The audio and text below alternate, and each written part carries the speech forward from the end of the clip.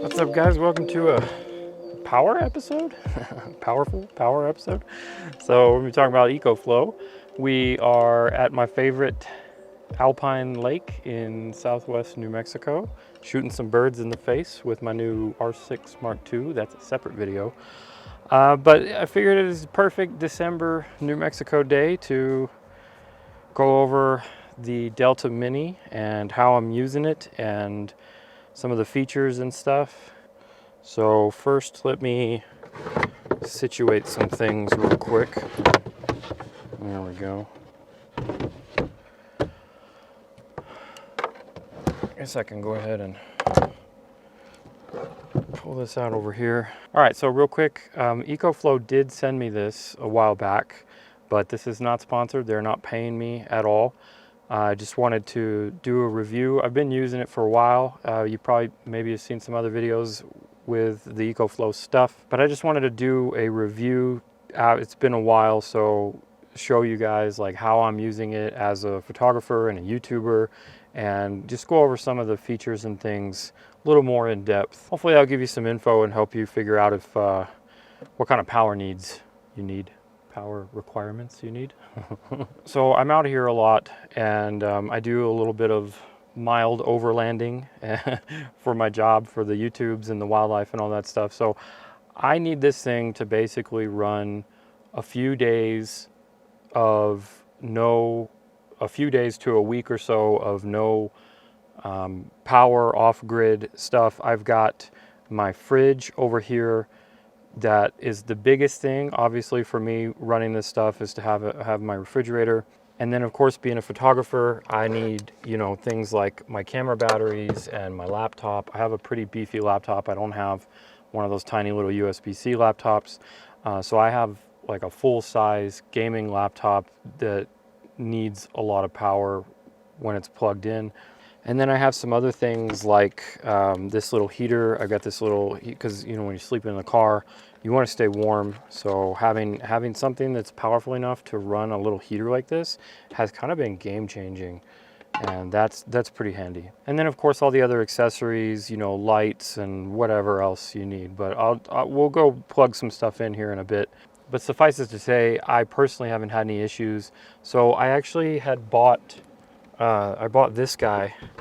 This is the River Pro, and I had bought this, I don't know, it's like either the beginning of 2022 or the end of 2021. I've had it for a while now, about a year or so.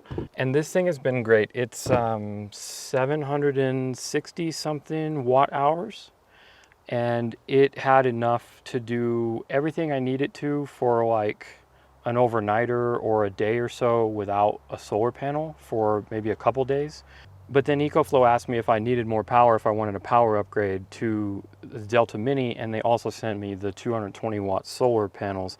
And the solar panels have been a really nice game changer, especially for me living out and working primarily in the Southwest and living in New Mexico where we have tons of sun. Without the solar panels, the Delta Mini will do most of everything I need depending on temperatures, whether it's too hot or too cold. It'll do most of everything that I need for 2 or 3 days without any solar panels. But then when you add the ability to have solar panels, I haven't had any issues, and I could stay out basically as long as I need to, especially if I'm in the Southwest. So the Delta Mini has like just shy of 900 watt hours, but what is a huge upgrade, there's a few really big upgrades, and the biggest one is definitely the inverter. This thing can handle a lot more power, and it can output a lot more power, and that's a big difference. So that would really be handy if you need to plug in tools or whatever, like if you have an impact wrench to deal with changing tires and all of that. This can do that too, but this can do it better, and it can do it for more powerful tools and for longer. So one other thing that I wanted to showcase, this isn't going to be a complete comparison review, but I did want to throw this in here so that you could see the size difference, and obviously you can see the difference in like a lot of power banks, power packs, whatever you want to, power stations are built this way, where you have everything on the front, on the long face, and then you have some sort of handle here. But this one is the opposite, so it has the panels on the front and back of the narrow side, and then it's got all of these panels back here. I also like the flat top that they have here. It enables me to be able to put things on it or stack it or whatever, and then have the handles out here but still be solid. I know a lot of people say that they want this to be, this on the EcoFlow isn't a wireless charger, but I think the reason they do that is because in the back here, you'll notice on the input section right here is for the wall input. And so let me show you the cord.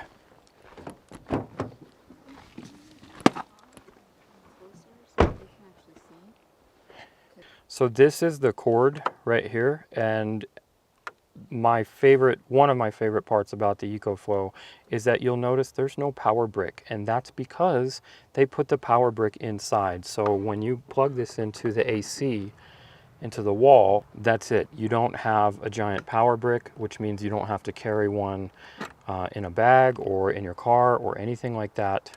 So that's a huge benefit for me personally. And again, I'm not a designer, and I haven't gotten confirmation, but I think up in the top is where they put basically the power brick, the internals for that, to keep it internal. So personally, I'm totally fine with that layout if it allows me to not have a power brick. And the same goes with this guy too. With all of the EcoFlow stuff, is none of their stuff has power bricks. They all are built internal, and I just can't tell you, after using all the other, you know, the Gold Zeros and the Blue Eddies and the Jackeries and all of that, I really, really like not having a power brick. So while we're back here, this is the main back panel, and it's got 5 of the regular 120 plugs and your DC, and this is the inputs. So you've got your solar panel, you've got your wall outlet, and then you've got the extra reset button. So up front, what I really like too is we've got the USB-C 100 watt, so that's super nice to charge if you have a MacBook Pro or something that requires a lot of power from a USB-C. I really like that. And then you have the fast charging USB-A's. So I think it would be nice to have maybe a few more USB-A's in there. It seems like, you know, everything we have these days is USB-C or USB-A. So having a few more USB ports would be nice, but you can get a splitter, which is pretty easy. So what I also really like about EcoFlow is the display. So I've had other companies in the past that I have had that I just haven't been happy with the display. But this gives me all the info that I need. It gives me the hours left, it gives me the charge, it gives me the input and the output. And if you'll notice, it's got this blinky bit for the Wi-Fi, and that's indicating that I have the Wi-Fi on. So that's one of the other great things about this guy is the app. And I think there's kind of a lot of things in the app that I don't really need, but it's got a lot of useful information so that we can see our input and our output. We can control and turn on or off the peripherals. If any of that needs to be controlled, you can see the DC there. So it shows that the DC is lit up because it's in use for the refrigerator, and that's really nice. But it's actually not drawing anything right now because the refrigerator is holding a good temp. But we can turn that off, and then what's nice is you'll hear the beep on the actual device. So if I get my little USB-C cord and then plug it into the main guy here so we can charge my phone. So now you'll see immediately on the screen, on the phone screen, on the app, the USB-C draw. So that's nice that it lets you know when you plug in anything, it'll show up instantly on the app if you need that. And then we just have a bunch of other useful stuff on here that you can control in the firmware. But like I said, I haven't really messed with that too much. I've only used the app a handful of times just to keep an eye on it, like, you know, at night and stuff. It's nice that if you're sleeping in a tent or away from it, that you can check on everything and make sure that something didn't get bumped accidentally, or if it didn't, you know, whatever, you can check on it. And I really like the app. It seems to work pretty well. I haven't had any issues with it, with the app itself being like wonky or anything. All right, so let's go ahead and plug some things in here and go ahead and see what kind of power draw we're looking at for someone like me. I'm gonna get my laptop. Okay, so we've got my behemoth here. The downside to these laptops is most definitely the power bricks. Remember how I said I hated power bricks? Well, I do. At least we have the comfort of knowing this thing can handle it. All right, so we've got some stuff here. I've got my walkie-talkies that camera lady and I use while we're filming things or doing photography out and about.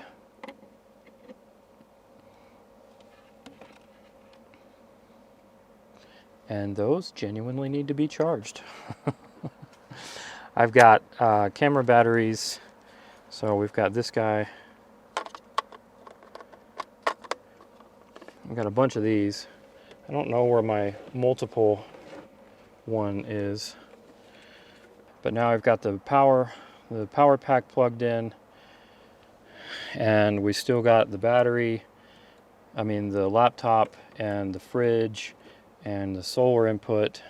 And then I've got, I usually have a bunch of lights like this. So this is just a Lume Cube light. So we've got those charging. I've got this little USB-C fan, or USB fan for when it gets like super hot actually. So that is also really nice when you're in the car or a hot tent or something. So we got that running. I've still got one left over. I don't really have anything else to plug in. I guess I could plug my phone in, huh? So we'll plug this on the fast charger since the USB-C is occupied. All right, we got camera lady's phone because mine's fully charged. There we go. So that's alive. Fast charging, 26 minutes to full. So that's nice. So we've got all of this stuff running in the laptop. So you'll notice here we've got the 60 Hertz sign on. So that's showing that it's pulling from the laptop of the charging thing. It's showing all of the different things that are plugged in. So we got the USB-C, the USB-C and the USB-A, and all of that stuff is running. And with all of that in, with all of the pull from, we still got the solar panels, which are still giving us about 60 watts right now because it's starting to get in the shade. But with the current input and output, we've got 9 hours of, 10 hours of battery life. Yeah, because we're pulling well over 100. And if we were in full sun right now, we'd be getting 180 to 200. So that would balance it out. All right, so I'm gonna start packing it up because it's getting evening and I've got some birds to shoot in the face. But I want to touch on one more thing about the power cycles. So this thing I think is rated for like 800 power cycles to 80%.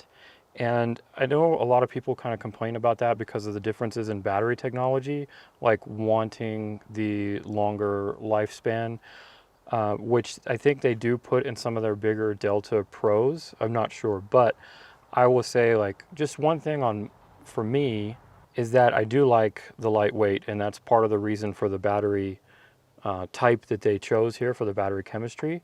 I do like the weight of it being so portable, comparatively speaking. But also for me, again, like 800, I could basically, what that means is like, I could run this to 0 or like super low to get a full charge, to recharge it like every single day for 2 years. And I would still not even be at 80% of the battery life left over those 2 years. So personally for me, like, I'm not going to use it that much at all, because the charge cycle too, you got to think about is that, like, if I drain this down to like 75% and then I charge that 25%, like, that's only a 25% charge. So that counts as 0.25 of a charge cycle. And those charge cycles will add up. If I then drop it from 100 to 90% and then charge it again, that's 0.1 charge cycle. So you would add that, it's cumulative, right? So you would add that would be a 0.35 of a charge cycle that I just did. So it's not like every time you recharge this thing, no matter where it's at, is a cycle. That's not how it works. So I don't have any problem with that. I've had that one for, you know, a year or so now, and I've used it every time I go out. I've used it for day trips to the grocery store if I want to, you know, have the fridge plugged in during a family outing, or if I just need to charge batteries while I'm driving somewhere or camping. I do a lot of weekend warrior type stuff, and that thing, the River Pro, has been running super solid for me over the last year, and over the last, you know, 6 weeks or whatever that I've had this thing, it's been rock solid still. So I anticipate having both of these for a very long time for my personal use, and that's about it. So if you guys have any questions about anything that I didn't go over, or you want to know, leave those in the comments below and I will definitely answer them. Hit that like button for me if you're still here. I super appreciate it. That's the best thing you do for the channel. And if you're into wildlife, then stick around, because I'm gonna go shoot some birds in the face for another video on this R6 Mark II. But thanks for watching, and I'll see you in the next one.